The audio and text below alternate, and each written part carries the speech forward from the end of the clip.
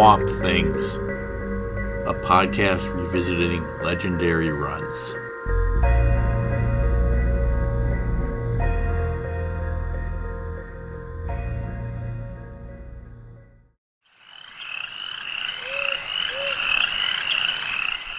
Morning tide. The first waves of light break through the thick overhead canopy, reflecting transparent latticework from the wetlands below. In the swamp, it is a time of awakening and the slow, delicious savoring of dreams. The bride of the swimmer rises.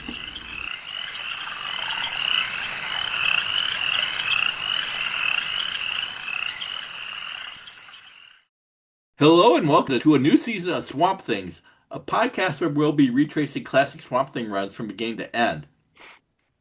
This season, we'll be retracing Rick Veitch's run following Alan Moore. I'm Robert Reineke. I read these books during their initial run. Which brings us to my guest, Rob Veatch, who has been on the podcast in the past and is going to help me through the first stretch of this run. Welcome back, Rob. Hey, thank you, Robert. Glad to talk to you again. Glad to be back on the podcast. Yeah, I'm glad to have you back. And this promises to be an interesting run to discuss, especially since there are at least rumors that Rick Veitch is finally going to complete his run. But that's still rumors, and we'll get to that when it happens. Yeah, Okay. That could be an exciting little step as we finish out this series. Yeah, although I mean, I guess this goes for a long time. This one does go for like another 100 issues, but yeah. But well, things change after this run. We'll get to that when I get to it, for a good reason. Anyhow, the opening reading is from Swamp Thing number 65 and was read by myself. And before we get started, a little bit of background on the creators and what came before Swamp Thing number 65. Essentially, you can listen to season 1 for a blow-by-blow recap, but Swamp Thing discovered that he was never truly Alec Holland, only a plant that absorbed his consciousness.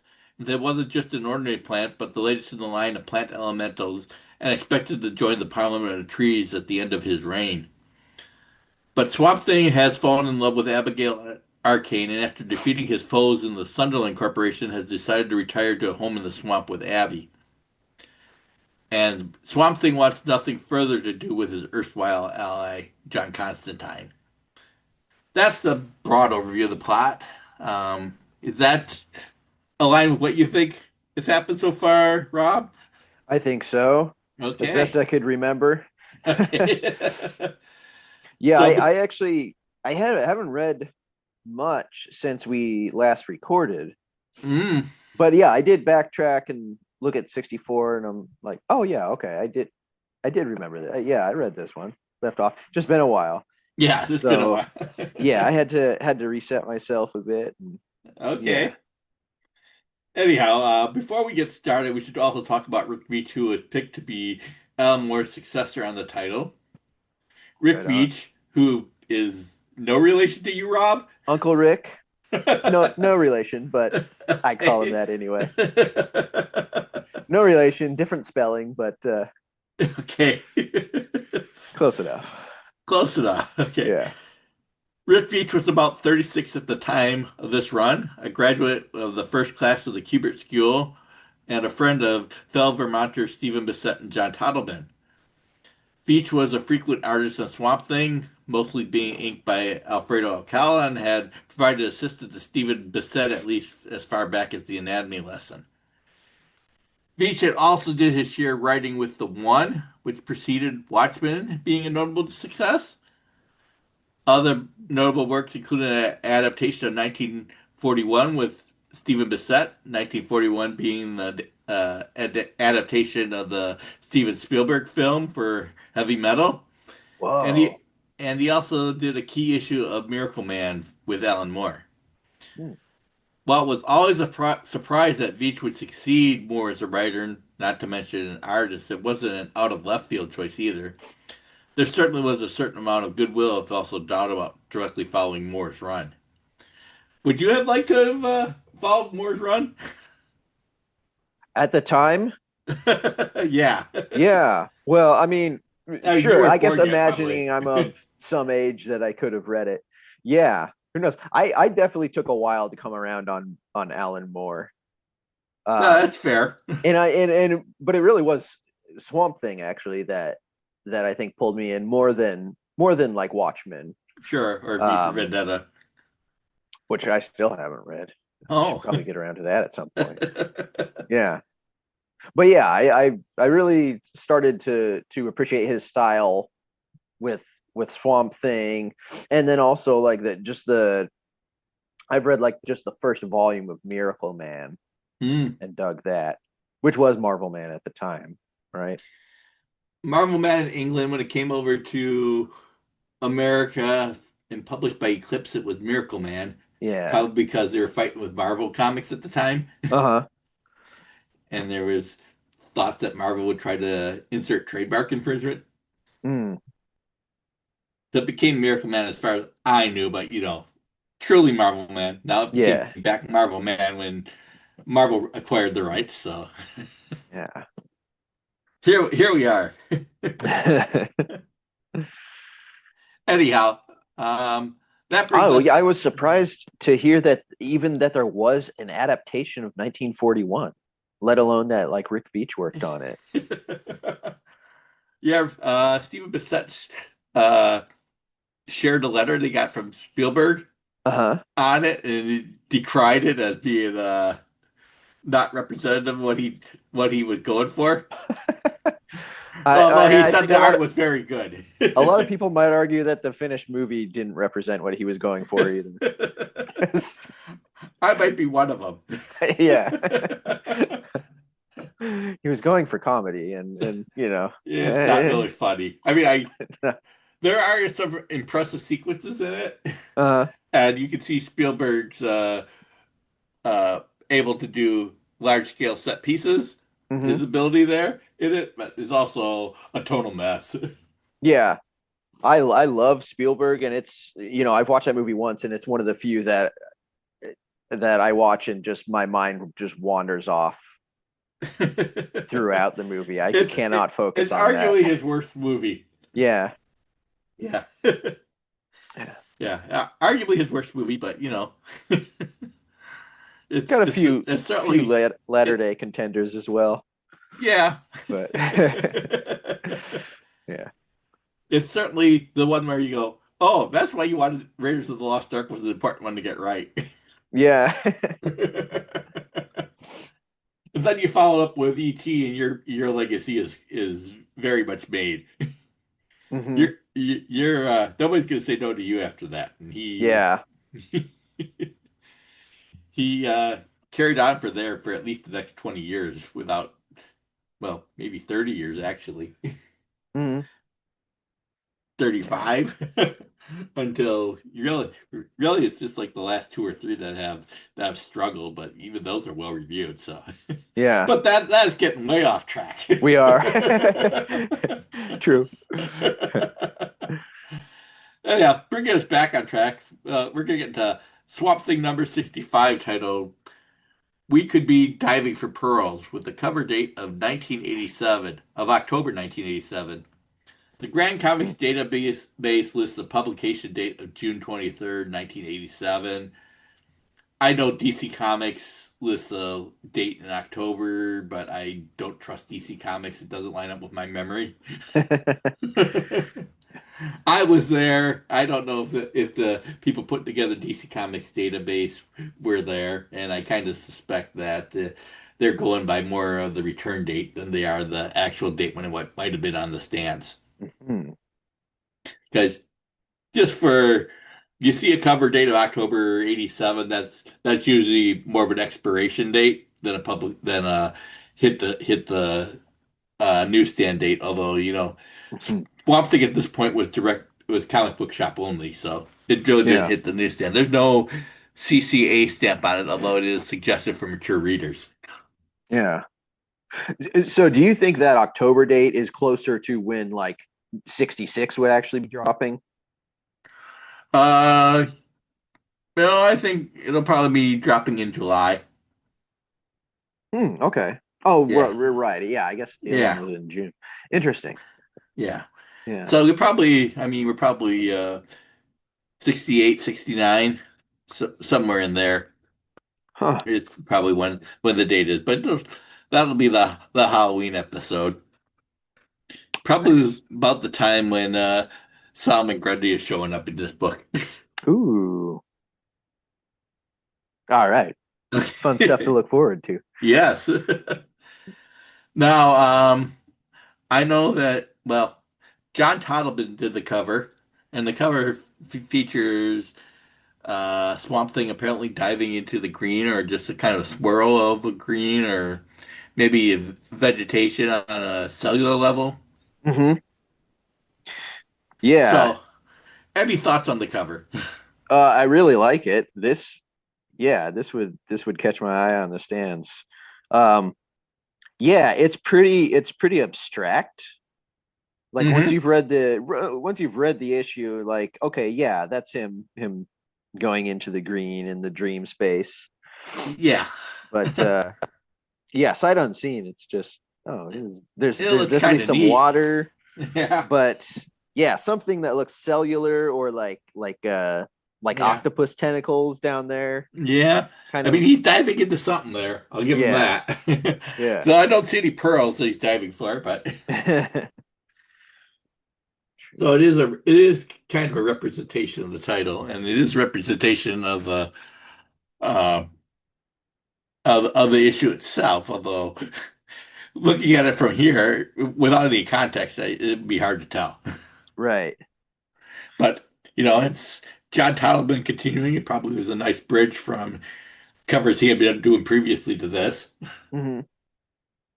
So I mean, it's at least something for the old readers to say, "Hey, it's still Swamp Thing. You can still trust it." Yeah. Yeah. Do you know, was there a break between, like a time break between issue 64 and this one? That's a good question. If there was, it's been no more than like a month or two. It Okay. wasn't like So a half year, but there right. might have been. Yeah, we're gonna give it a little break, and then people start to miss it, and then we'll start launch our next season. Hmm. Or it might just have Okay. picked up the next month. I can't remember, and that's a good question. I should have looked up. Yeah. Actually, what I'm looking at here on the DC app, it says September for 64 and October for 80, or Well, for then it picked 65, up month which after. again, Yeah.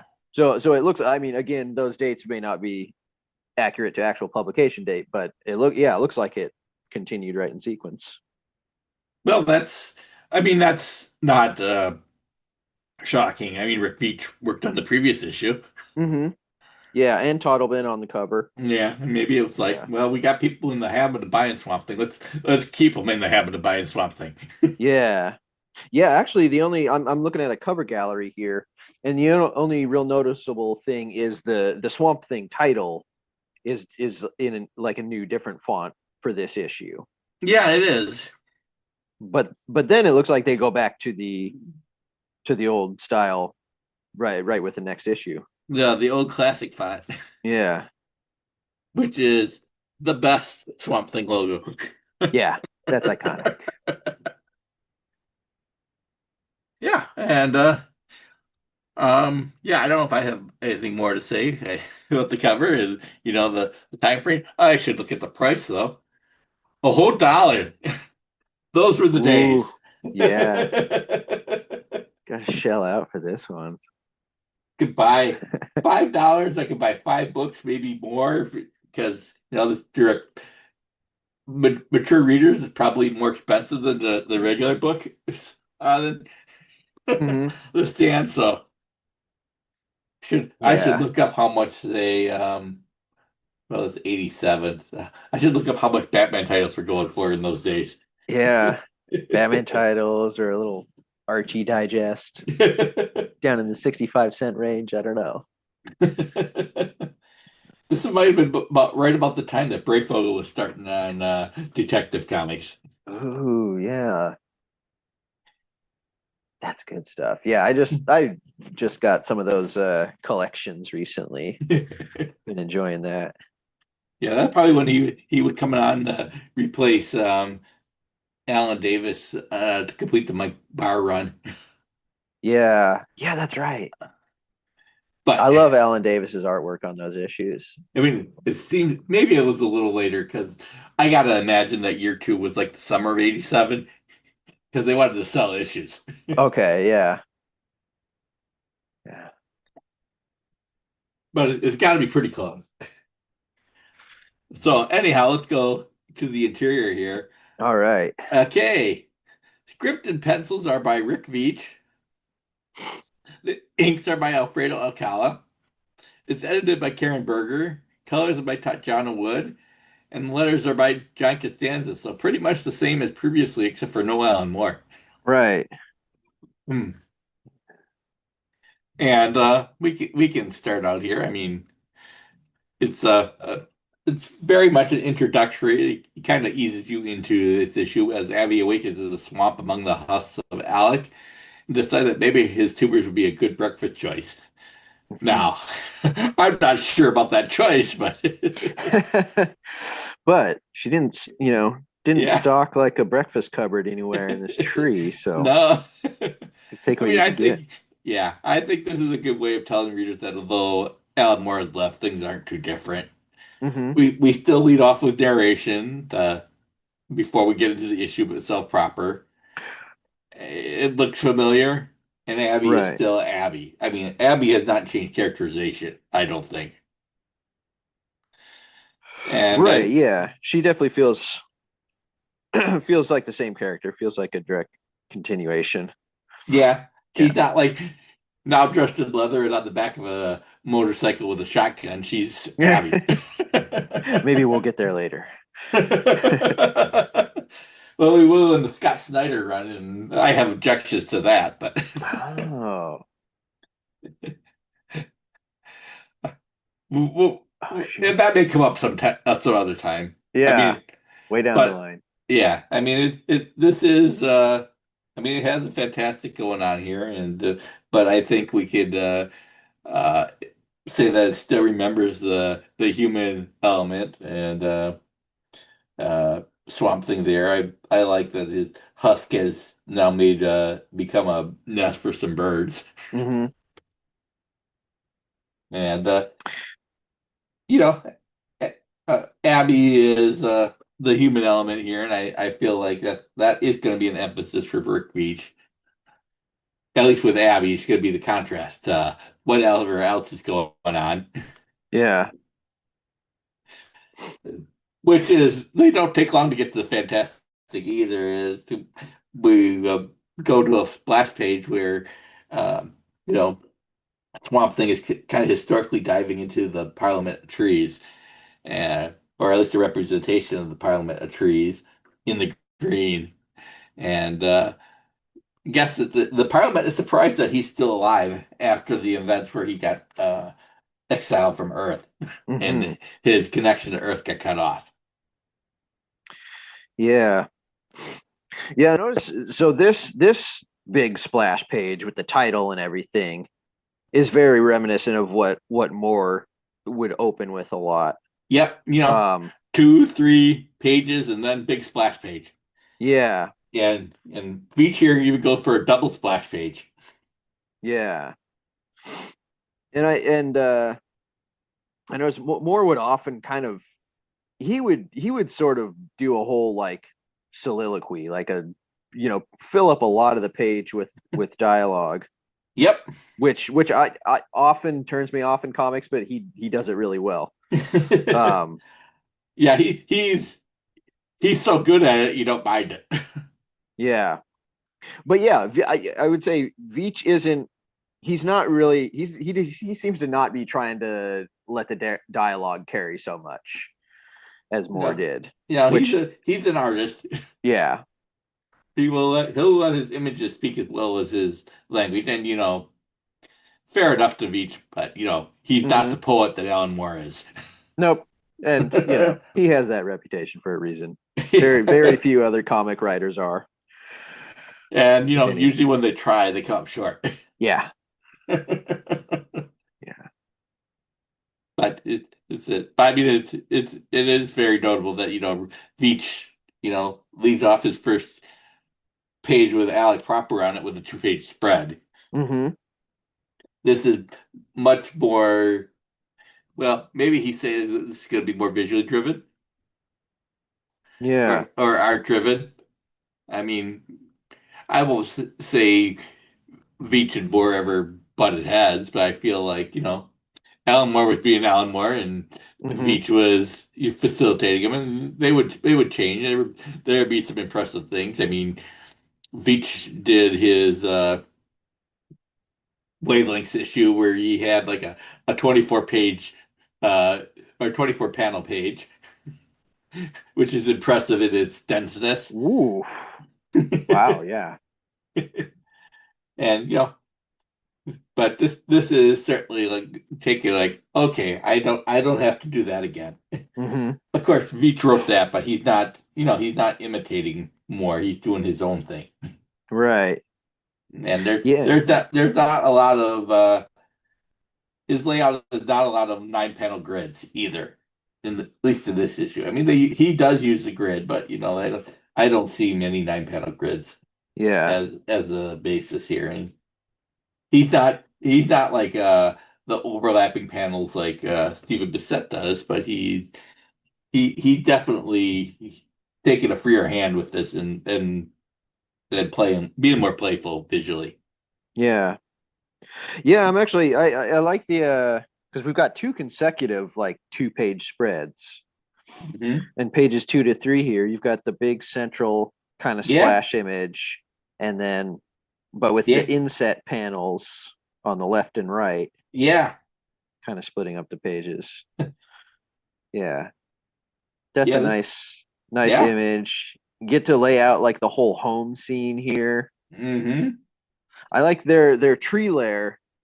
Yeah, It's cool. You can see like it's kind of got a face. There's like an entrance with a little staircase at the mouth, yeah. and then Abby and the Swamp Thing's husk Mm-hmm. are kind of up on a little balcony. This actually it kind of looks to me like it could have been a toy play set. Maybe. which like my first exposure to Swamp Thing probably was seeing like the toys on the shelf in the early 90s. Because they had some toys. Please don't read the book FaceTime. Yeah. Yeah. Probably watch the cartoon, not the book. right. Yeah, I'm trying to remember if there was a cartoon at that time. I remember there being like a live action, I want to say Sci-Fi Channel series. Yeah, there was a cartoon at one time. point. Yeah. I mean, there was a Toxic Avenger cartoon at some point too, as I recall. Right. Equally inappropriate. Maybe even more inappropriate. Toxic Avenger, Rambo. Yeah. RoboCop had toys. Right. Yeah. Crazy decisions in kids' entertainment.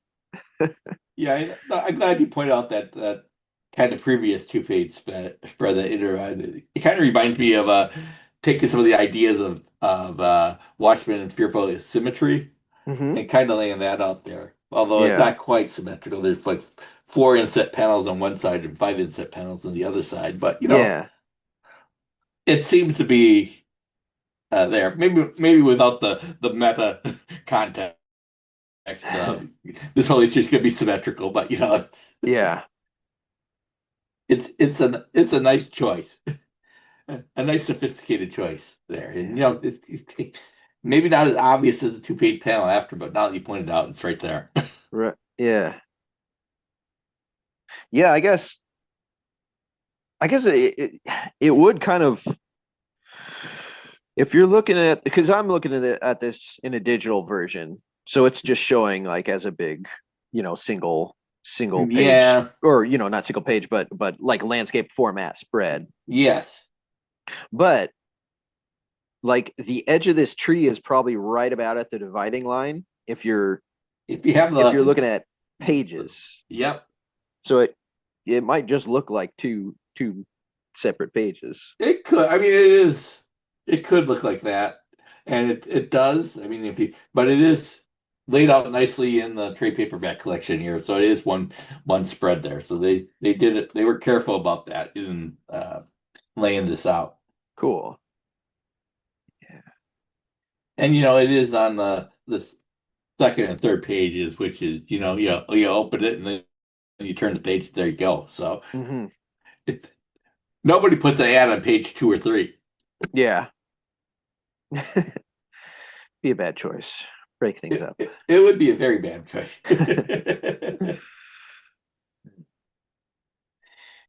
It's very much a reversal of the power dynamics of the Moore run, where the Parliament seemed to have all the answers.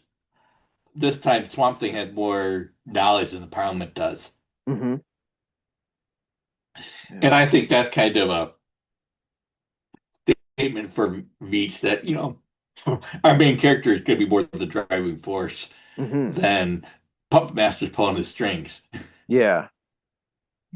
Which I don't think it's really true of the Moore run, but I mean, I think there are portions of it where, but he's the one that went to Gotham. Yeah. Certainly he's cutting it. This is going to be different. Okay.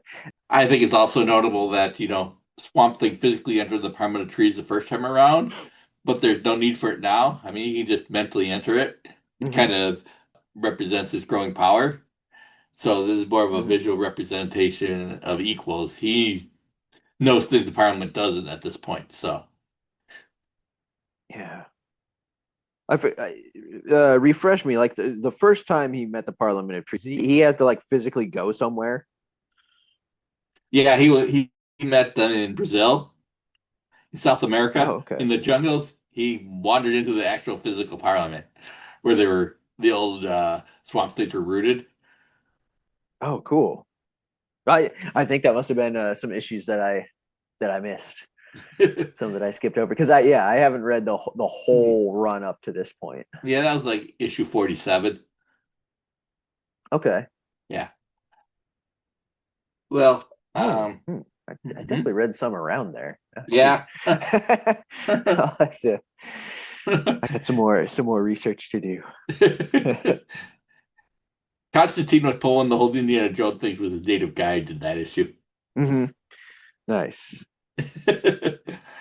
And I suppose it's worth asking, diving for pearls, just looking at the title, what kind of pearls is Swamp Thing diving for? Is it metaphorically? Is it literal? Well, it's not literally, but pearls of wisdom, or what were they trying to imply with the title here? Yeah, it sounds kind of jokey. Like we could be diving for pearls. It sounds more like a thought I'd hear coming out of Abby's mind, I guess. Just the way it's phrased. But yeah, I don't know. I guess. Yeah, he just wanted to give some sort of diver imagery since Swamp Thing is basically swimming through this issue. Yeah, he basically is. Yeah. Mentally swimming, but yeah. Yeah. But yeah, I like all the different faces of the Parliament. Yeah. This big splash image. Like they all have, most of them have kind of a resemblance to Swamp Thing. With that like particular nose kind of triangular little arch. Yeah. And then there's the one that's you just see a very bit of it on the far right edge of the page. It looks like Man-Thing. Yep, that's what I was gonna say. Yep, I wonder if that's intentional. Oh, I'm sure it is. Yeah. I mean, the one just right next to that kind of looks like the creature from the Black Lagoon to extent. So I don't know if that's an idea of Veitch or not, but sure. Yeah. But yeah, there's certainly I hope they're all having fun in drawing this. Yeah. But yeah, there's a lot of really fun detail.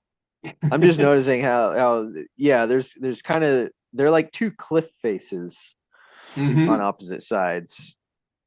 But then they've all kind of got like forests of hair on top of all the heads. Yes. Yeah. Cool. Fun stuff. Yeah. And I mean, it kind of ends on a little bit of a cliffhanger here when the Parliament asks what he has done. But, they seem to, they kind of, I mean, you know, Veitch is creating a thread here that, something's going on with the Parliament. Mm-hmm. I mean, I think we discussed off air that maybe a whole lot doesn't happen in this issue, but he's certainly getting things set up. Yeah. And as you said, like Swamp Thing seems to know a lot more than they do this time around. This time around. Yeah, and they're all pretty agitated by that. Yeah. Well, how does it feel to be on the other foot, huh? Yeah. Somebody else can be all mysterious and you don't like it? Gee.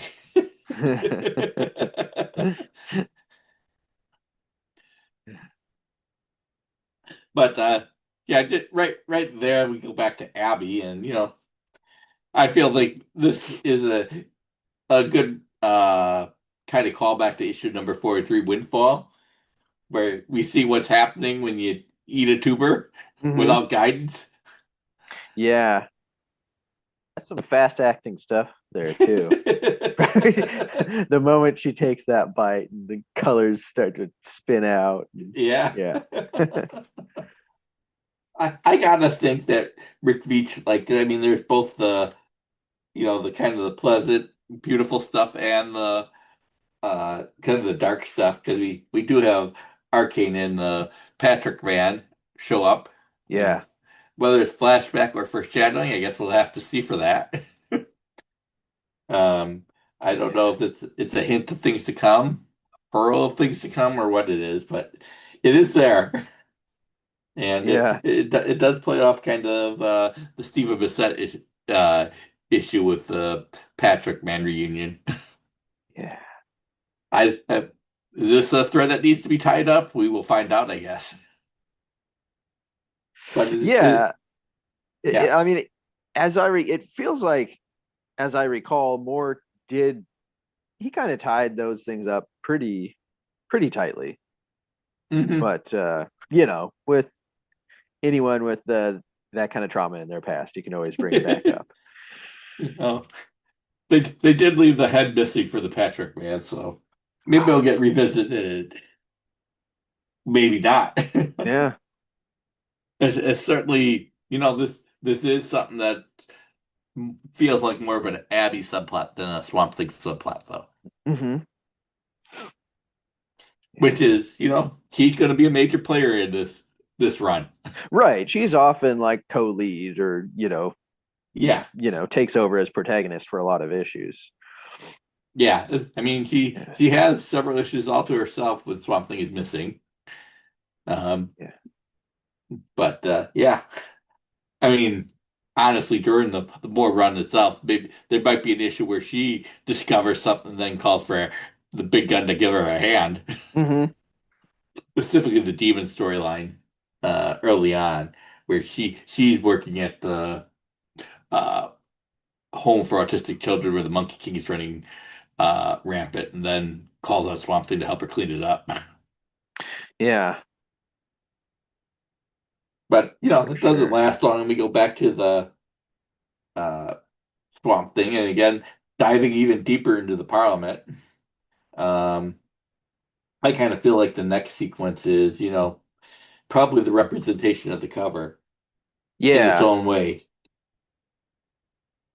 Out of context, I don't think you could get there, but I feel like it is very clear, and I kind of like the Swamp Thing kind of diving down and diagonally, and that kind of the word balloon narration works well with that, I feel.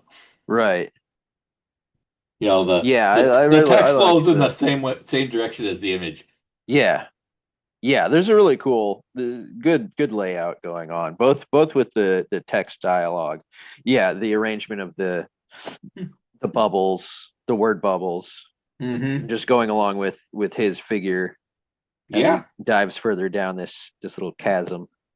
Yeah, he thinks it through very well here, because it's a good example of good page layout, and Um, we said Veitch is not as wordy as Moore, but there's a lot of text on this page. Mm-hmm. Yeah, but but it it's doesn't very feel like clear. it. It doesn't I feel think like because it the is. flow is really nice. Yeah, the flow is really nice. It's not in the way. You're not missing any details that are unimportant.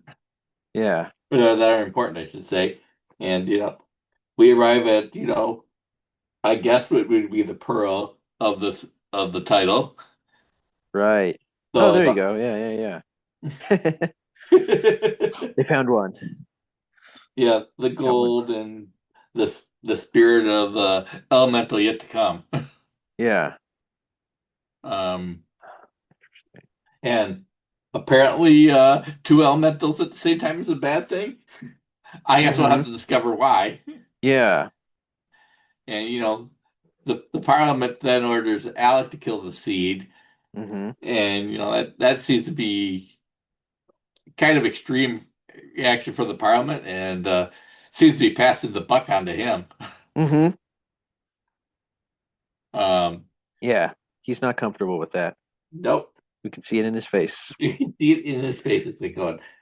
I'm not. I mean, Alan Moore, Swamp Thing Clue killed on occasion, Mm-hmm. especially the Sunderland Corporation at the end. Oh yeah. Remember that one. Yeah. I remember that issue real well. Sunderland in the beginning, but the seed seems to be innocent, so there's no reason for it. He had good reasons. He's Yeah. not a killer without a reason, or just because it's the easiest way, or that it's not his first choice Right. for the most part, unless Cross, and the seed has not crossed him. Mm-hmm. Then we kind of they kind of leave us on that about what his decision's gonna be, and then we go back to Abby again and her trip. And Mm-hmm. again, I feel like it's both going to where she's been and where she's going. I mean, I think it's bringing back Matt Cable into it. I mean, Matt Cable has basically been all but forgotten since the first year of Alan Moore's run. Mm-hmm. Um, Basically since the conclusion of the um, Love and Death arc in Yeah. there. He hasn't shown up much. I mean, been an occasional trip to the hospital by Abby, but Right. certainly since Rite of Spring, he hasn't shown up, and he hasn't been a character really since the Arcane arc. Okay, yeah. Yeah, I remember she visited him on his like deathbed. I Hmm. want to say probably just a few issues back, Yeah, but I think that was yeah, like you said, I think that was kind of a coda to something that had kind of faded out in the series for a while. yeah. It is been faded out, but I mean it is a trippy horror arc, but Yep. it's another thread that Veitch is bringing up probably because it's important. Although I think bringing up the Monkey King again, which they do here, and she just kind of pops him in his imagination, kind of brings that up, and then kills that as a potential arc or Wait, subplot. the did you say the Monkey King? Yeah, that's on page 15.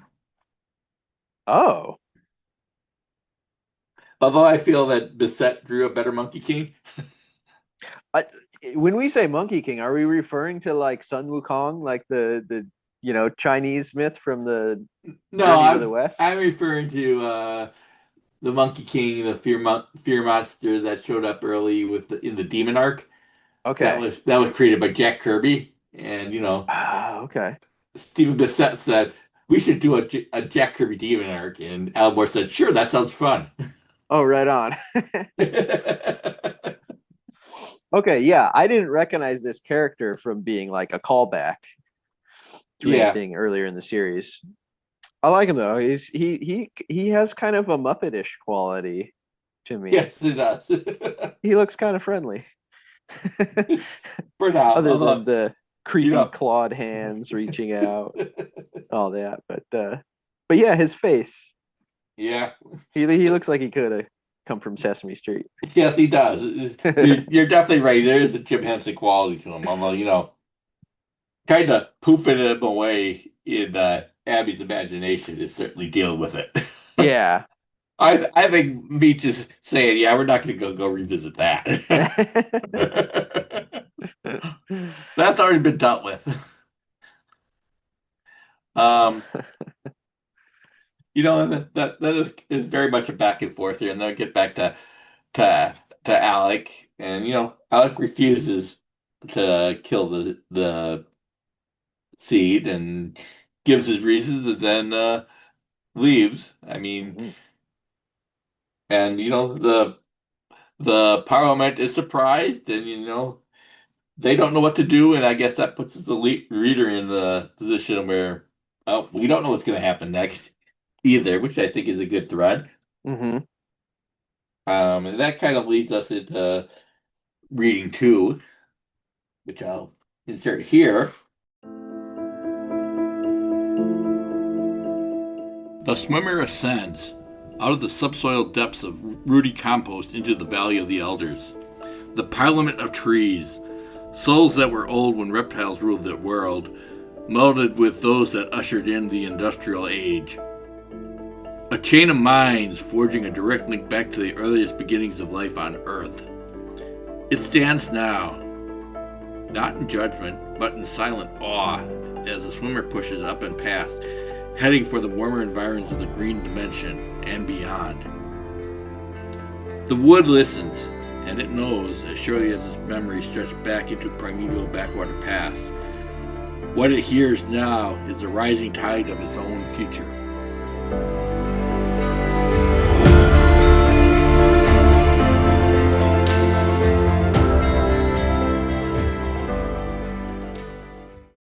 But, I think this is another one. I think it's another example of Veitch laying out the page. I mean, it is kind of one panel divided into 4, or one splash page divided into 4, with Swamp Thing kind of rising up diagonally.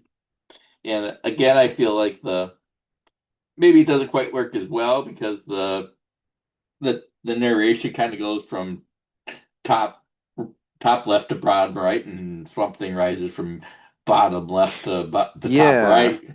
But it's a nice layout, and makes sense.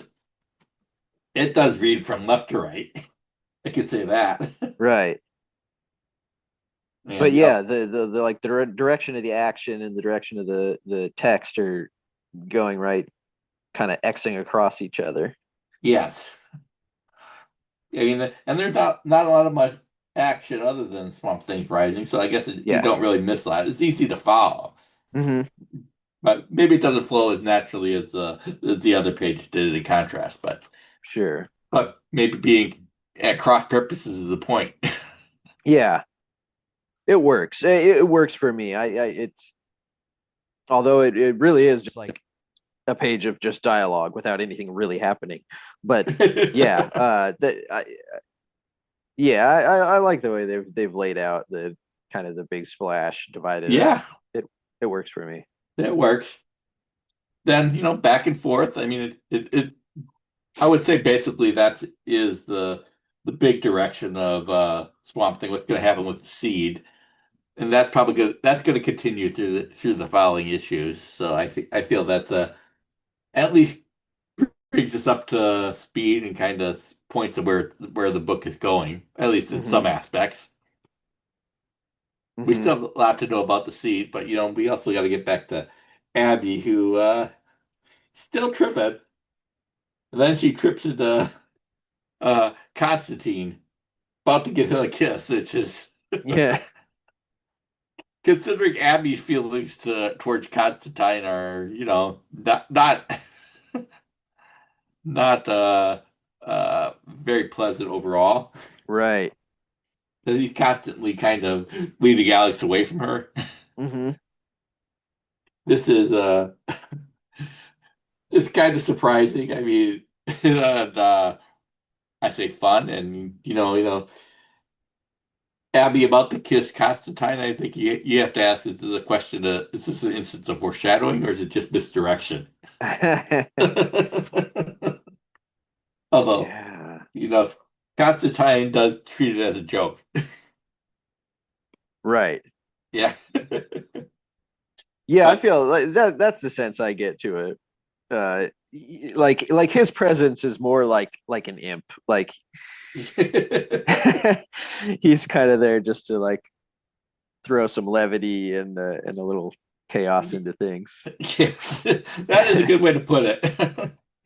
And it is. He's actually being thoughtful for a change. He brings breakfast to Abby. Yeah, nice gesture. Exactly what you wanted too. Eggs. Sometimes he can be charming. Yeah, Sometimes he can be a pain in the ass. often both at once. Yes. I mean, he's almost a decent human being here, which is surprising. Yeah. So it is worth pointing out that Hellblazer was launching at this time. Okay. And, because he was the main character, he suddenly had to be more, less all-seeing and more fallible Hmm. and more challenged. He did have all the answers necessarily in his book, and sometimes he just get by with the skin of his teeth. Yeah. And this is him getting by. Well, I guess this is not him getting by with the skin of his teeth, but he's still trying to play by his old book, and I think we're going to see that, Swamp Thing's not having any of it anymore. Hmm. I do like. I mean, Rick Veitch is one of the co-creators of Constantine, so it's good that, well, it probably was his choice more than anybody else's that he would include him in his run. Mm. You say he is credited as the co-creator? He is credited. Okay. He, Moore, Bissett, and Toddleman are all All credited right. as co-creators, which is, been good for. They've certainly been getting royalties. Although I feel Yeah. they've never quite cracked Constantine as a character in adaptations. They've come close. I feel like the NBC series, they really need to be on cable, not on Hmm. network TV.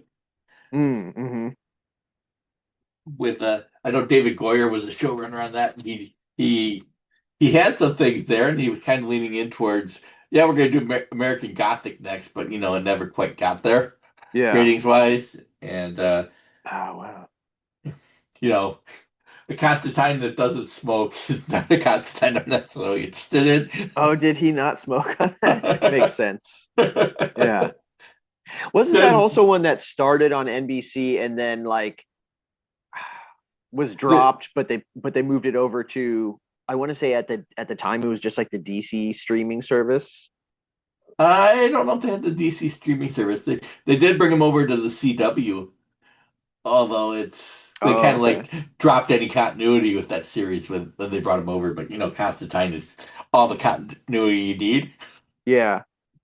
Although I know Legends of Tomorrow he was big in over there Okay. when he came over, and he did smoke there, or at least he had noticeably had a pack of cigarettes Interesting. at the handy. Yeah, Yeah. but it was more of the superhero Constantine, which sometimes shows up.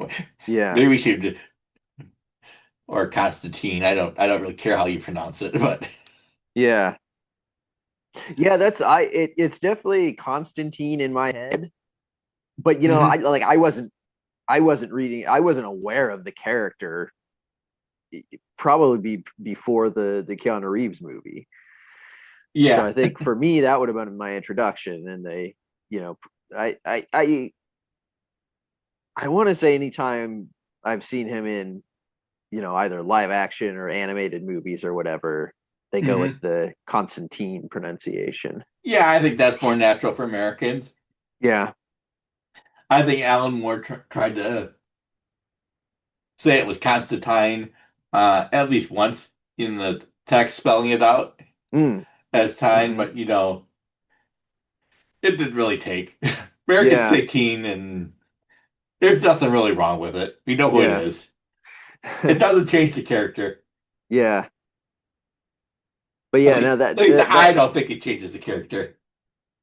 I wouldn't say so. But yeah, that brings me around to the Ra's al Ghul, Ra's al Ghul, Yeah. Ra's al Ghul. There's another one I was thinking of. Someone else from the Batman realm. I'm sure there is. Yeah. But it is. It's Falcone. No, Falcone or Falcone, yeah. Yeah. I know in Batman Begins they particularly I can hear Katie Holmes saying Falcone and it just sounds so goofy. But it's probably right. Yeah. Which is probably a it's Corleone. Yeah. It's weird because I think Falcone is probably closer to like the Italian pronunciation than just Falcone, but it just sounds so goofy. Mm-hmm. Yeah. But it is. I mean, they show up. I feel probably maybe Constantine is more British. Yeah. So I would understand more favoring that just because. Yeah. I mean, Constantine being British is part of him, especially in the 80s, but very much. It certainly isn't Keanu. Yeah. Although those that listen to my podcast may also want to keep an eye on Eric Hansen's Cradle to the Grave podcast, because I understand that he's going to have some guests on for the Constantine episode that are very familiar with the original character. I'll leave it at that. I don't want to spoil any surprises, but they're going to be discussing the movie? They're going to be discussing the movie. Okay. Very different character. Yeah, and really a character that would be in the future during the Garth Ennis run. Yeah. Because it draws much more from the Garth Ennis series than it does from J.B. Delano or what Alan Moore had been done previously. Okay. Yeah, I don't think Alan Moore would ever have Constantine run around with a holy shotgun. Yeah. Now, Constantine might have had somebody else run around with a holy shotgun, but he would have nothing to do with that. Yeah. I've never seen anyone be as demonstrative with a cigarette lighter as Keanu in that movie. It's almost like he's making it like a signature move. Like he's always just like really, really flourishing the way he whips out that lighter. Yeah. Well, I will say, Keanu, I think, knows the character. He's just not playing that character. Sure. Yeah. Because it's out of his wheelhouse. Right. Yeah. Yep. I think Keanu likes the character, knows the character, not capable of doing it. Yeah. He's capable of doing something else, but doesn't.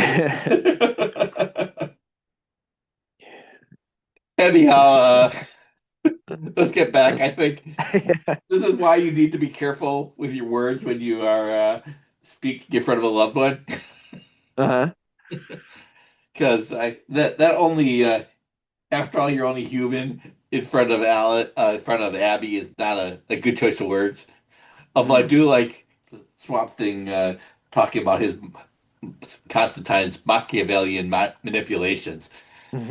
That's a mouthful for a character that wasn't able to say a whole lot before Alan Moore. Yeah.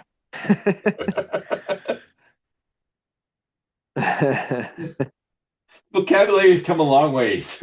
Yeah.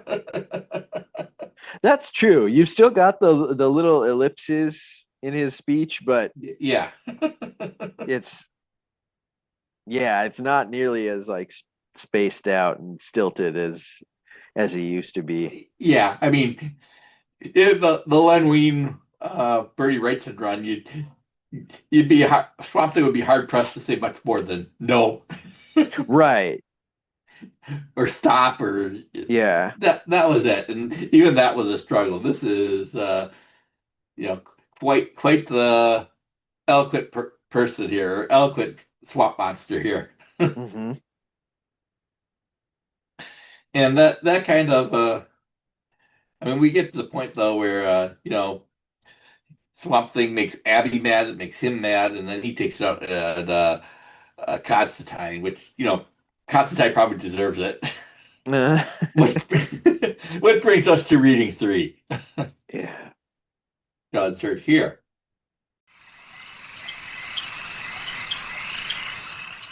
Your weakness, Constantine, is that you think you know everything. Let me tell you some things that you don't know. First, it was Woodrow who showed me that I was linked to the Green. Without him, I might still be nothing but a muck-encrusted mockery of a man. Second, a new elemental will soon be born.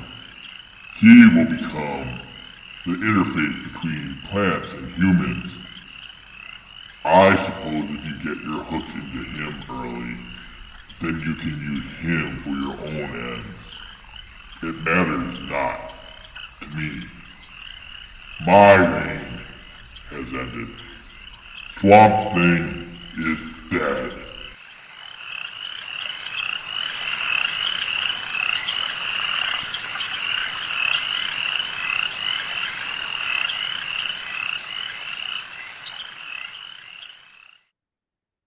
And I feel that's a good end. Swamp Thing is dead is a clear statement for the character, and it certainly raises questions that Rick Veitch intends to ask and answer for the rest of his run. Mm-hmm. So I think this is a good, strong conclusion. There's not a whole lot of plot in this issue, but things are in motion. Yeah. And I do like that, Swamp Thing vanishes, but Constantine, he still has a smile on his face as he picks up a tuber for himself. So, you know, Constantine still has plans, and that is what Constantine does, plan. Yeah. Yeah, that's interesting. Seals it off in a little Ziploc. Ziploc, like evidence bag. Little smirk on his face there. Yeah. Certainly has plans. I kind of wonder who could outplan who. I wonder if you ever did a Constantine versus Batman story, which is the better plotter. Yeah. I know who would win in a fight, but sure. But Swamp Thing has things to do, or he has stories. What are they going to do with the seed? And that he has to make up to Abby. Abby's has some subplots starting, and Constantine obviously has some plans. Their wheels are turning for him. Yeah. So let's get the final thoughts on this episode. This issue. I think it ends pretty well, and I'm happy to see where it's going. At least that's my thought. What do you think? Yeah, it seems like the major developments, the thing it's setting up is this new elemental, and Swamp Thing's reaction to, I guess, the Parliament proposing that he kill this new one and preserve himself as the elemental of Earth, which at that second to last page there, and then back on page 16, he really lays out his mindset in that he has no interest really in holding that role. And he's been beyond Earth, and he's a being who's kind of exists outside of life. He's died as a man. He's in this space where he doesn't need a body to exist.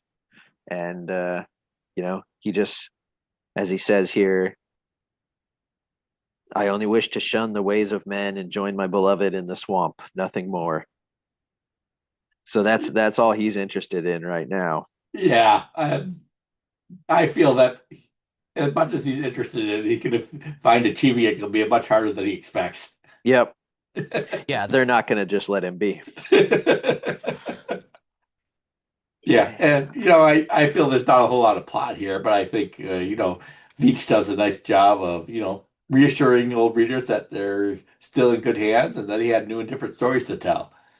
So it might not quite be in the same vein of horror as Alan Moore, but I mean, I feel that it's off to an interesting start and gives you reassurance that this book is not dead. Mm-hmm. So, Yeah. next episode is going to be Swamp Thing Annual number 3, which is entitled Distant Cousins. I'll be joined by Eric Hansen for that one before rejoining Rob for the next regular issue, which is entitled One Flew Over the Cuckoo's Nest. So, thoughts on where this could be going? Yeah, I would imagine they'll probably bring in some like other plot elements in the next few issues to, I guess just complicate the dilemmas they set up here. Yeah, I think that's fair. Yeah. And I will say that, it's going to be exploring the post-crisis DC universe a little bit. Okay. Because, I mean, they didn't really do it a whole lot. I mean, Garden of Earthly Delights certainly was kind of leading into Batman, but there could be more of that. And I will say One Flew Over the Cuckoo's Nest involves Arkham Asylum, so we'll have fun with that. Yeah, I'm sure I will. That's cool. Yeah. Yeah. How far are we post-crisis at this point? It's more or less than a year. Oh, okay. So it was very recent. We're about a year. We're about a year. Okay, but also happened just like in the midst of this run. Yeah, in Alan Moore's run, but yeah, Alan Moore then went off into space, and now we're back on Earth. So this is really getting into the post-crisis DC universe on Earth. Cool. Alan Moore kind of avoided all that by going off into space. Yeah, but we're about not quite a year removed from Batman Year One. Which was like in late '86. So this is like maybe more like 6 months removed from that. 6 months removed from the less than 6 months removed from the end. So that's about where we are. Oh wow. And we're about a year from Man of Steel, John Byrne's Man of Steel. Maybe that was a little later. Maybe not. We were like 11 months at that point.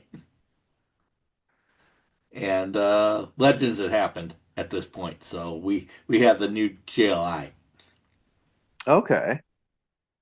So we are very early in the post-crisis DC. Yeah. Which will be still a point of transition. And uncertainty as things fall into place. And they said, no, we went too far, or no, we're going to go farther. Yeah. Oh wow. Yeah, that's interesting thinking of this in relation to Batman Year One.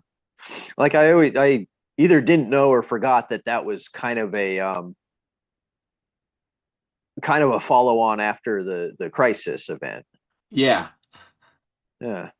Post Dark Knight Returns, DC went, we want more Frank Miller Batman. Yeah. And they got it. Yeah. But I feel like, Year One was kind of a soft reboot. I mean, it rewrote the character. I mean, more of a hard reboot for Gordon than it was for Batman. Right. But they're still figuring it out, and how much Dark Knight Returns and how much Year One is right for Batman is they're still figuring out. And I think we'll see that in the next episode. Well, 2 episodes. So 2 episodes down. Yeah. Yeah. Cool. Okay. But that's enough of teasing future episodes. In the meantime, you can subscribe to Swamp Things on iTunes, Stitcher, TuneIn, Spotify, and wherever else you can find podcasts. Also, you can follow Swamp Things on Twitter/X at Swamp Things Pod. Please feel free to send an email at swampthingspod@gmail.com. And if you like what you hear, please leave us a review on iTunes. Thanks for listening. We'll be back soon.